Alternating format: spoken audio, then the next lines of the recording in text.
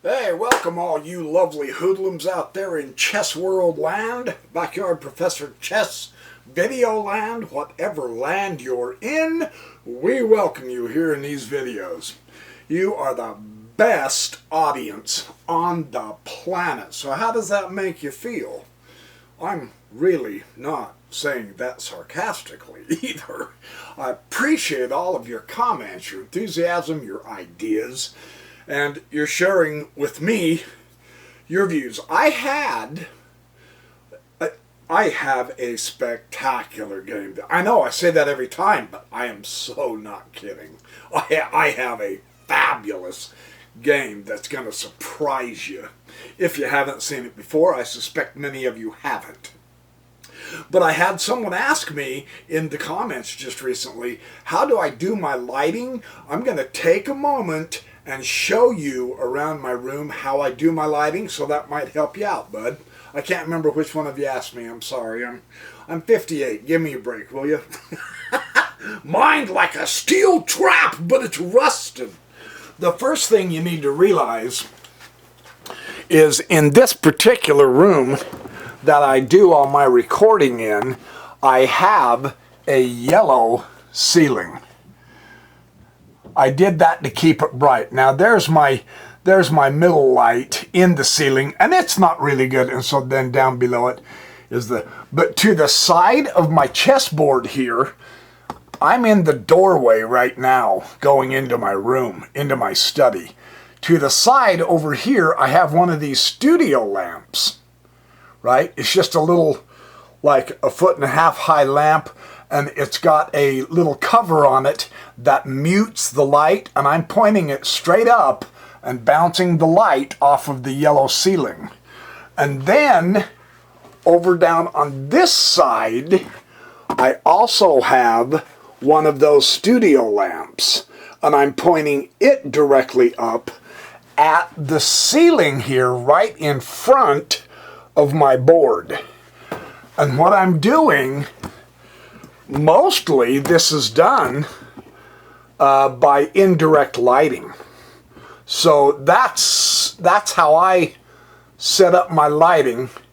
Someone suggested that they wanted to start making some videos, and they apparently liked my lighting. I've tried direct lighting before, and it's hard to do with direct lighting. Hang on, let me adjust my tripod here so that straightens out the board a little bit. Whoops. Too high, too high. All these details. Hold on. Okay, that's a little better. So the indirect lighting helps avoid casting shadows on my board, but it also avoids glare on my glasses, and it makes me look 10 times better looking than I really am, and you know, stupid stuff like that. Alright, let's get on with it. Enough of the introduction. It is time to play chess, comrades. I've got a fabulous game, man. Saturday morning, I'm up at 5 o'clock shoveling snow, and then I get to come home and make chess videos. It just, you know, it doesn't get better than this. Hallelujah. Welcome to the holidays, where we all have time to spread some cheer, be merry, sing hallelujah chorus and all that. Okay.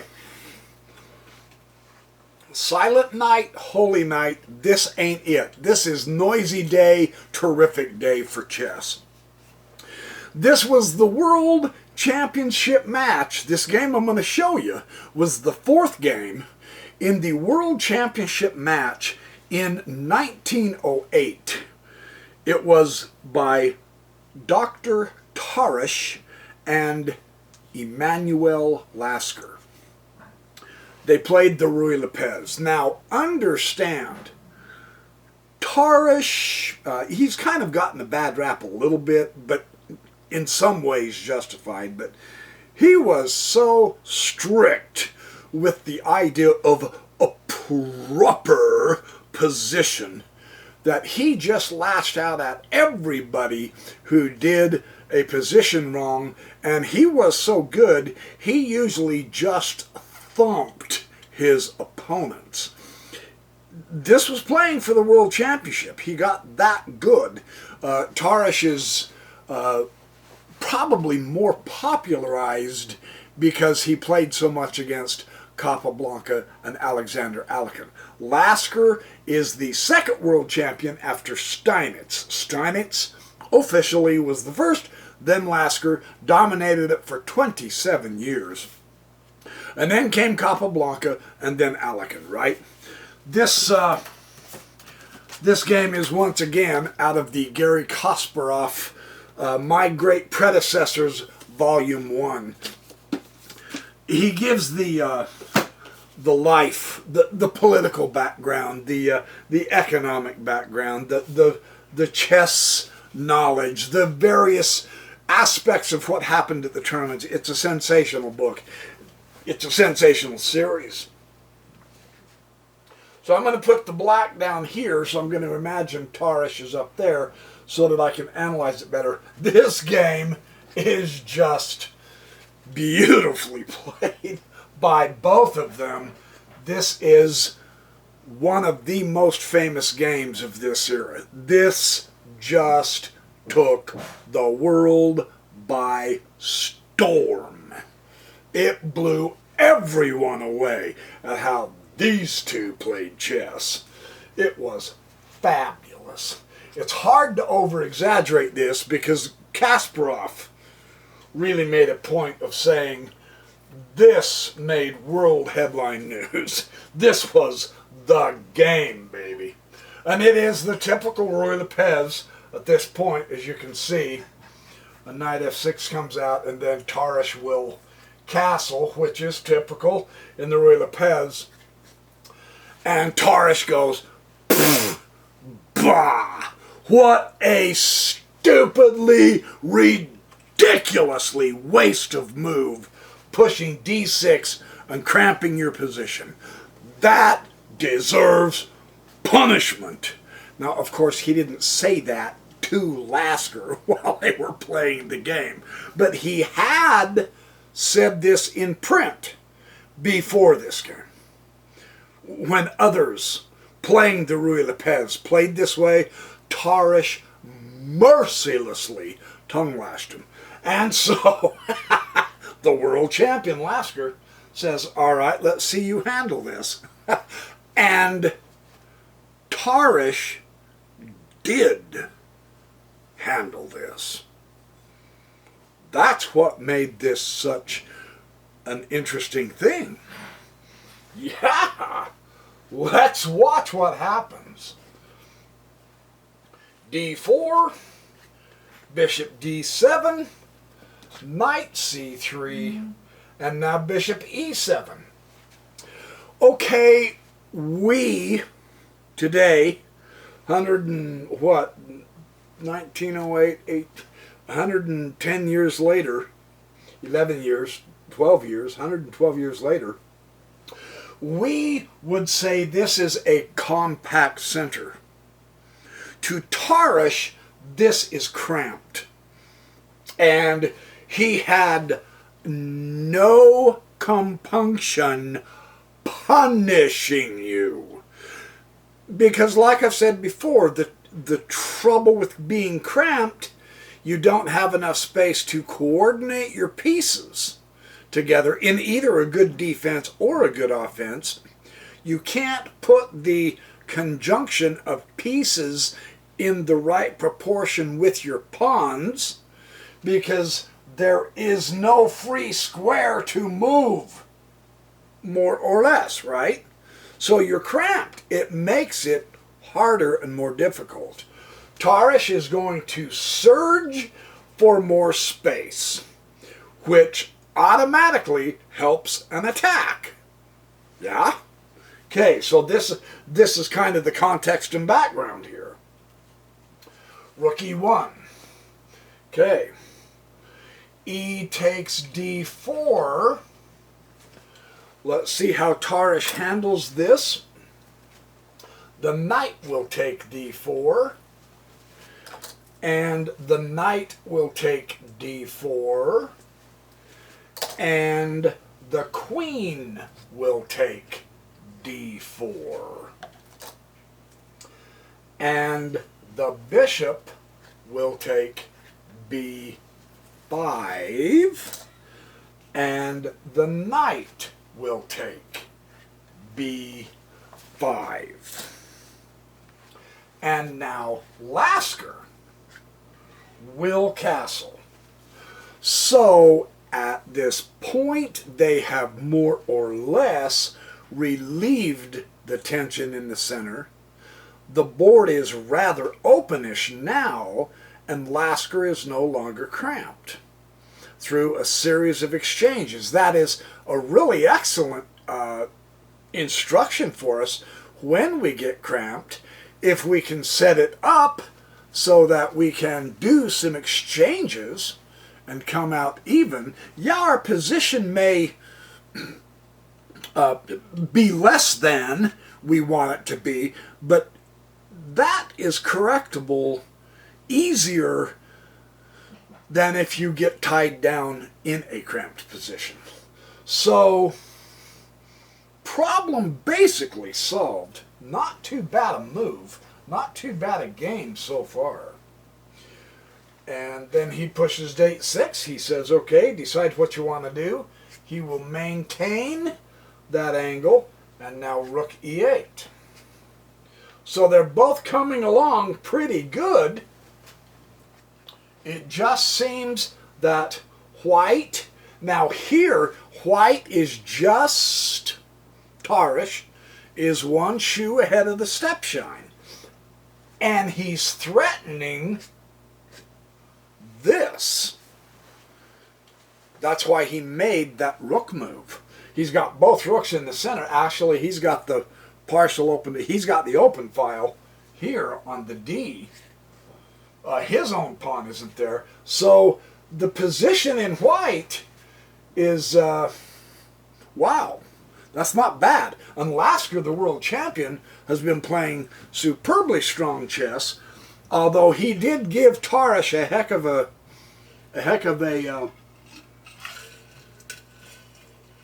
workout in order to meet him in this world championship match. And so Tarrasch was chomping at the bit to show what he was made of. And he is showing what he was made of. He's playing extremely well. So, Lasker goes knight d7. The bishop will exchange. As a general rule, if you have your opponent cramped, you don't want to exchange a lot of pieces, but there's no longer any cramping going on. So Tarrasch is going for the out and out. I'm going to trounce you for misapplying the principles which I know make true and glorious chess. Right? Tarrasch is out to teach Lasker a lesson and to show him, who's your boss, baby? Who's your boss? Me. That's basically the idea. Well, now queen c3, and this is dubious. His intent here makes really good sense, however. He wants to get the knight over to where it's going to be far more effective. This is the path he's looking for. Yeah? In order to do that, he's got to bump his queen back, but it's really not the best. It's not the best application of getting the knight in a better position. And now, and Lasker sees that if he is capable of bringing this knight over here, then Lasker played the Steinitz defense in the Ruy Lopez here, and he recognizes, he knows that if the knight gets in here, typically white's chances are truly much greater than black's for winning. So Tarrasch is playing really good chess. Just a couple more moves and the game is basically, it's going to last, but simply because of the way it pans out in this particular approach in the Ruy Lopez, black will lose. There's not a lot of, if you follow the traditional method that I just showed you. So now Lasker was known as a psychological player. He liked to wig you out, or he liked to completely stump you with every now and then just not a ridiculous move. That doesn't quite give you the right flavor or sense of it, but something that's just outrageous. There's just no way. You don't play chess that way. He is to the point in the game to where if he doesn't disrupt the continuity of how Tarrasch is playing, Tarrasch is going to win this game. So Lasker must come up with something. What do you think that would be?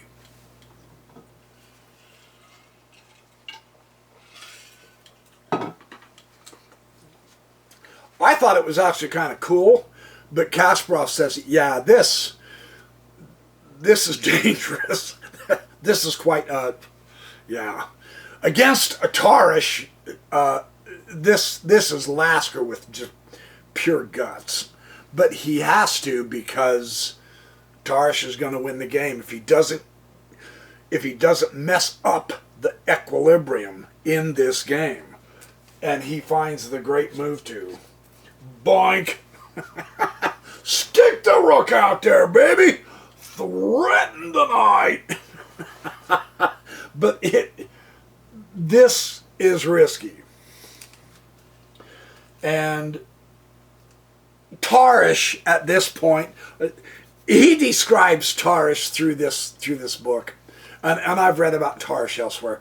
Tarrasch probably sitting there would have went something like this. He would have went,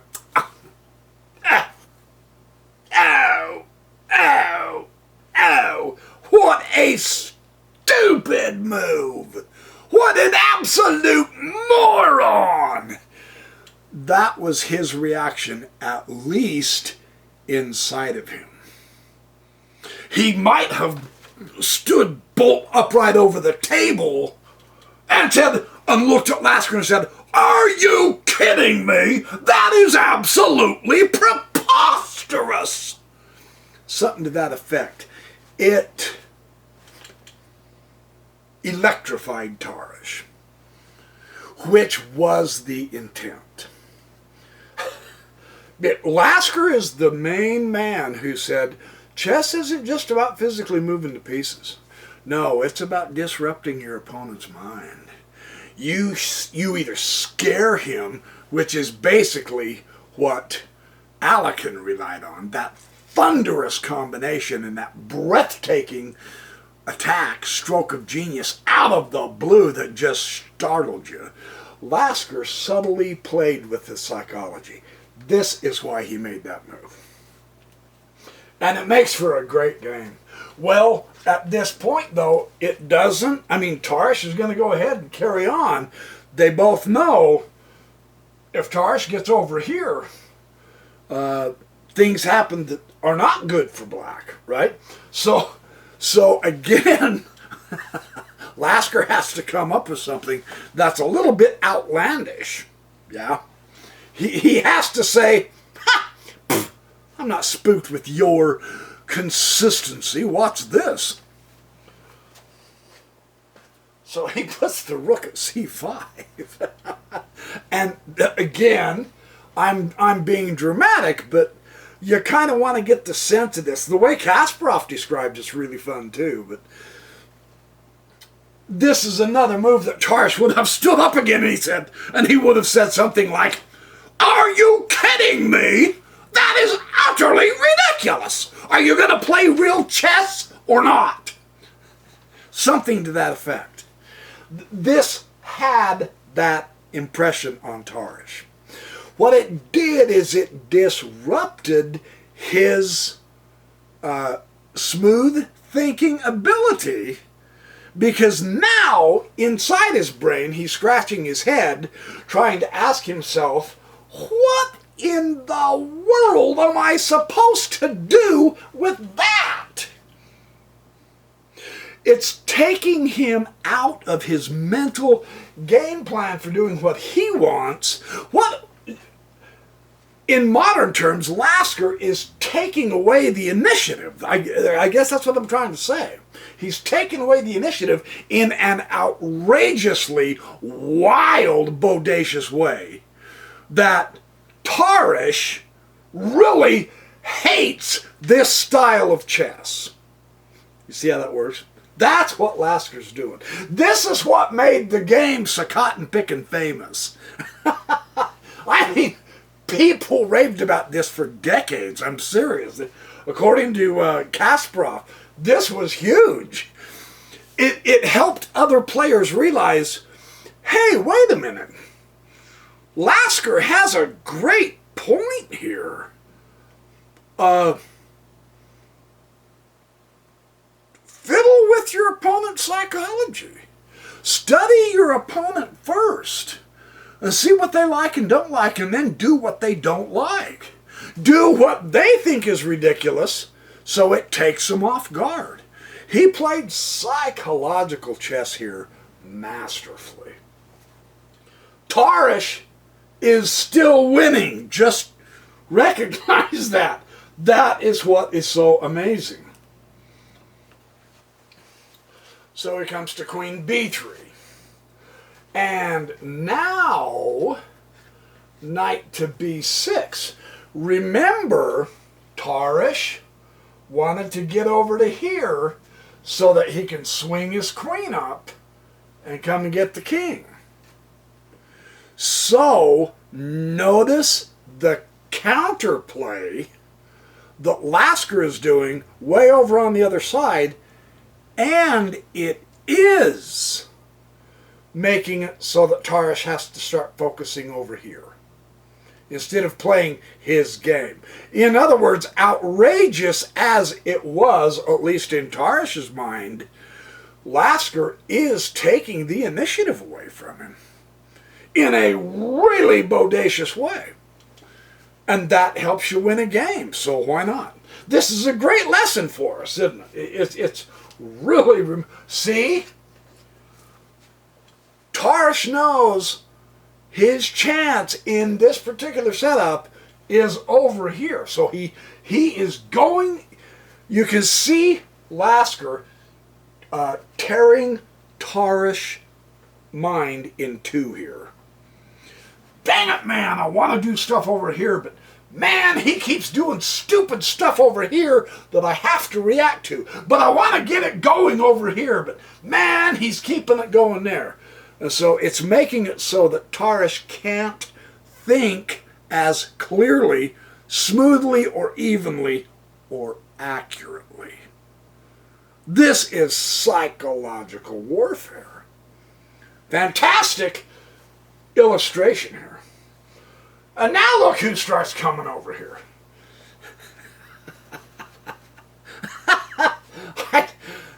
Wouldn't it have been fun to have a video camera secretly back then and video Tarrasch's facial expressions while he played this game? That would have been fun. That really would have been fun. Okay, hey, all right. Now we're playing. Now we're playing my game. All right, now Tarrasch all of a sudden can relax a little. He doesn't have to be so flummoxed and outraged at the ridiculous positioning of his moves here. Oh, yeah, let's go back over here.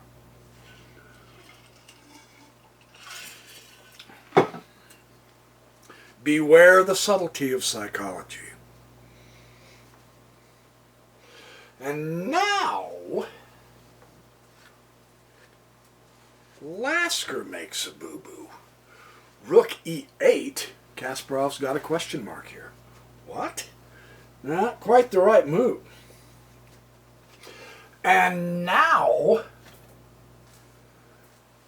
Tarrasch realizes, hey, I can trap that rook. So now he's going to go. See, here's the impudence that is going to cost Lasker.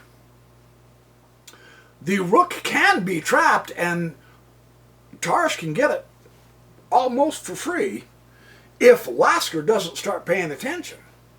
So this has all of a sudden become quite sincerely serious, but Lasker's up to the task. Blam! A5. Coming to the aid of the rook. Because see, by pushing the pawns here, he's going to trap this rook. He's going to get that rook. And now with this, but the A5 pawn does solve the problem. So again, back over there. And again, Tarrasch, to win this game, needs to be over here. Lasker, in his psychological warfare, is keeping it going over there. Notice how clever Lasker is at keeping Tarrasch bouncing back and forth away from his objective and focused where Lasker wants to be. This is fabulous chess. Really, it is good stuff. And now, continue over there. Keep his focus over there. He wants so bad, oh, I've got to come over here. I've got to move something over there. Oh, man, he did something back over here. I've got to respond over here. That's important to notice how Lasker did this. And he's keeping the danger on this side at bay. Notice how Lasker is building his momentum on the wing that he can play the best in this particular opening. That's important. Because now look, he's going to go ahead. He's got Tarrasch's attention over here, doesn't he? He's doing a fantastic sleight of hand, is what Lasker is doing.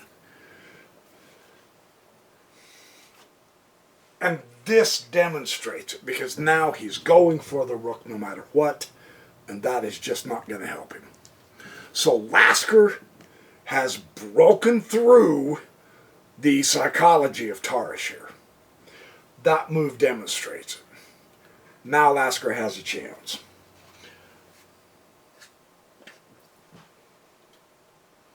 Finally, this impudent, stupid, arrogant, utterly ugly rook, from Tarrasch's point of view, the positionally ridiculous rook, is completely blocked. It's trapped. But it's actually doing something useful. It really is putting pressure on c3. And that is useful. Really, seriously. It's good stuff here, man. Oh. Okay. I want to play on this side, Tarrasch says. And he is continually trying to get this side going. He has to play on this side. Lasker's keeping him over here. Who wins that war? This move does something simple, but it effectively keeps play on that side of the board.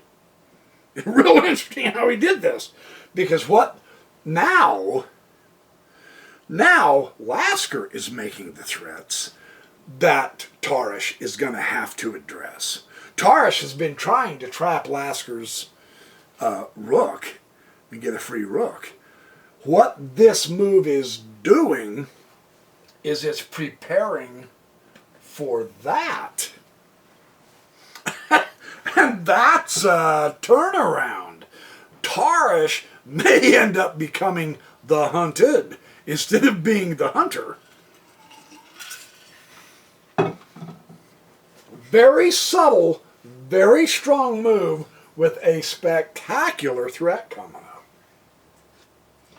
That's the idea with what Lasker is doing here. And Tarrasch crashes and burns, man. He really did. He's trying. And he says in the notes, he said in the notes after the game, he said, you know, at this point, I had calculated out a rook sacrifice that was going to get me in. And he said, unfortunately, I miscalculated. Lasker knew his opponent well enough that the reason Tarrasch miscalculated is because Lasker had played so outlandishly over here that it disrupted his ability to think clearly. And it cost him his calculation of the sacrificed rook. I mean, that's winning the game psychologically, and then that plays out over the board in the game. That is what Lasker was well known for. This is his most famous example of that. Really well done. And, you know, Alec, both, if I remember right, I think both Alec and Nimzovich said, the threat is often greater than the execution of doing the move. Keep the threat. In this instance, Lasker carries through. And again, it's on his side of the board where he wants to keep control. And it's a devastating, it's wow. What are you going to do, Tarrasch? Right? And now he's completely shot to heck. Knight b5. No. That's a complete... Lasker knew at this point, I've got him. I got him. I made him so schizophrenic. Over here, over here, over here. I gotta go over here. But he keeps going over here. Oh, that's a stupid move. Oh, I've got to go. He disrupted him so bad that he just could not play accurate anymore at all. What he needed to do, rather than there, is knight to c2. And then c takes b4 and knight takes b4. That would have been really good. Now, it's not that much of a difference of a move, is it? But it's enough of a difference that it completely messed him up. So that's valuable to know, right? Very valuable to know. Instead of doing it the proper way, he came up to here and that just, oops. That goofed him completely up because now C will take b4. Lasker's getting his way. He has disrupted him enough with such an outrageous... And now here's his unsuccessful rook. Sacrifice, exchange, whatever. He's still going to try to carry it out, but he did it wrong. Lasker goes ahead and says, yeah, let's swap the rooks. And now e5. Now, it's a nice pawn fork. You got to admit. That's pretty good.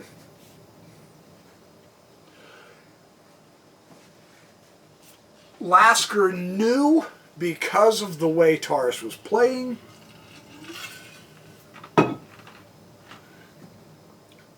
that he could completely stymie him with something over-the-top outrageous. Can you see what he would do? Lasker is now in complete control. He has turned this thing around using psychological warfare.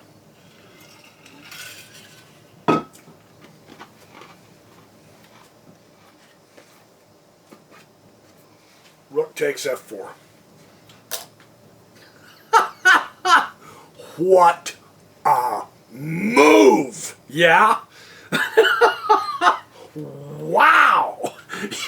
You know, that's one of those lightning bolts from Zeus, man. That is spectacular. And he got 2 exclamation points. That is very unusual in chess, to get 2 exclamation points on a move. But that's it, baby. Wow. I mean, holy shish kebab. And it was that impudent, abhorrent, ridiculous, stupid played rook that did the move of the game. There's the irony. At this point, Tarrasch probably just... he knew he was had. So, let's see what he can make of it. And now, of course, Queen G6 check. There's the breakthrough. Now, Lasker has full initiative. And then King H1. No, you don't go to King H1. Queen to B1 check.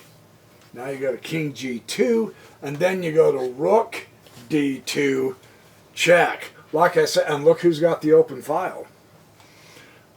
You know, one time Tarrasch did earlier in the game, but look who's ended up with the open file. And look who's using it so well. Yeah, I'm telling you. These small little things added together really make a powerful game. Well, you can block him and now watch. Rather than exchange, look at this. What a nifty little move, right? You go, oh, yeah, let Tarrasch take the rook. You don't take Tarrasch's rook. You get a pawn and a rook, not just a rook. But there's more to this than the surface look. You get a pawn and a rook, but the position really plays a part now. That's what he's looking for. So, yeah, you have to take the rook. You can't get away from that. And now you take the rook with the queen. Check. And the king comes to G3, certainly.